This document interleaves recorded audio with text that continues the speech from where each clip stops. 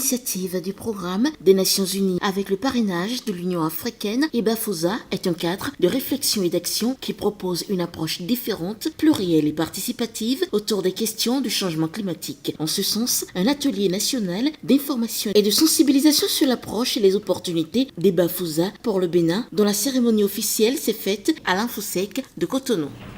Cette initiative, avec son approche de mobilisation des moyens pour la résolution des maux qui minent ce dernier, d'accompagnement des administrations dans la mise à profit des décisions et accords internationaux suivant une organisation non bureaucratique est certainement la bienvenue.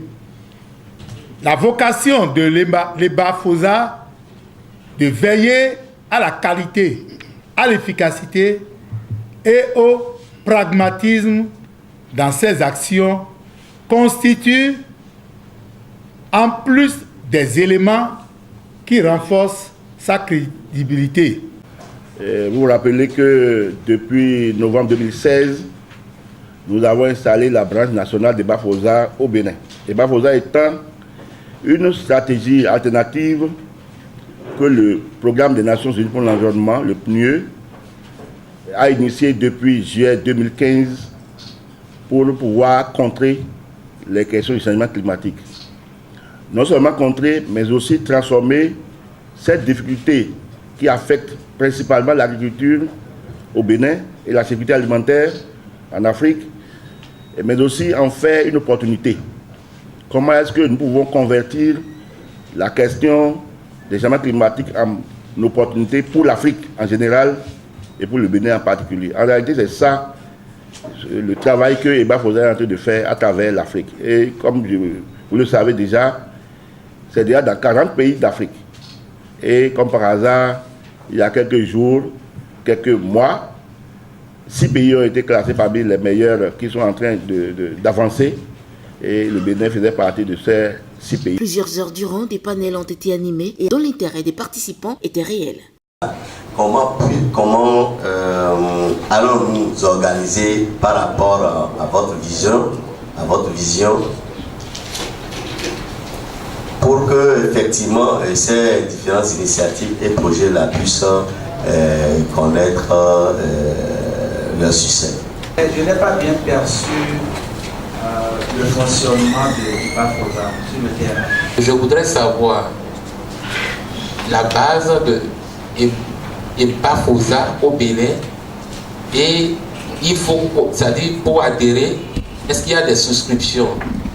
À ces préoccupations, comme à de nombreuses autres, Dr Émile Rombo, président EBA-FOSA Bénin, répond. C'est un cadre inclusif de réflexion et d'action. Donc ça n'exclut personne. Pour que vous soyez dans la logique d'être engagé sur la base du volontariat innovant, comme on a dit.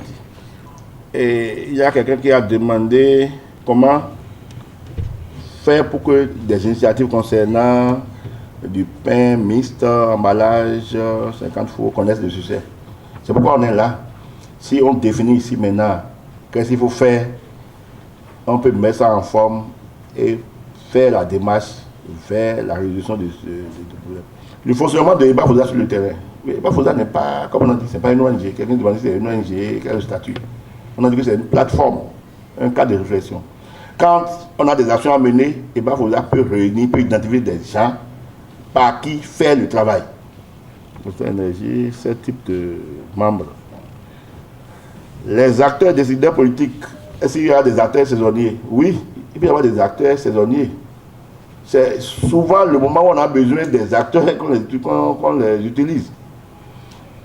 Comment EBA-FOSA peut accompagner les éleveurs en période de soudure, tout ça? Oui, il suffit qu'on puisse monter ça et justifier en quoi ça a un rapport avec le changement climatique et sécurité alimentaire. Ça demande du travail pour monter un document comme ça, pour monter un projet dans ce sens. Et c'est fini. On pourra l'accompagner pour pouvoir le faire. Est-ce qu'il existe des zones agro-industrielles? Nous avons pour vocation de le faire. Si par notre relation des EBA-FOSA, on peut arriver maintenant à constater que dans certaines régions données, nous avons une grande quantité d'exploitants qui utilisent des technologies, des équipements propres. Ce sera à l'actif de Bafoussam, c'est même le souhait.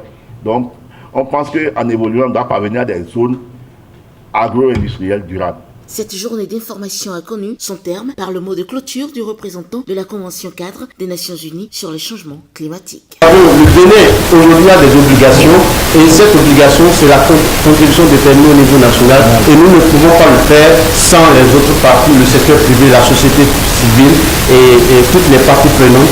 Et donc, Bafoussam, vraiment, nous vous remercions et nous allons toujours travailler main dans la main. Présente en 40 pays, Bafoussam n'est pas une organisation de plus, mais un cadre d'intervention qui s'appuie autant que possible sur les normes, les institutions et les dispositifs existants dans chaque pays. À travers cette journée, un nouveau cap est ainsi mis et a servi de base pour la définition de nouvelles stratégies d'action.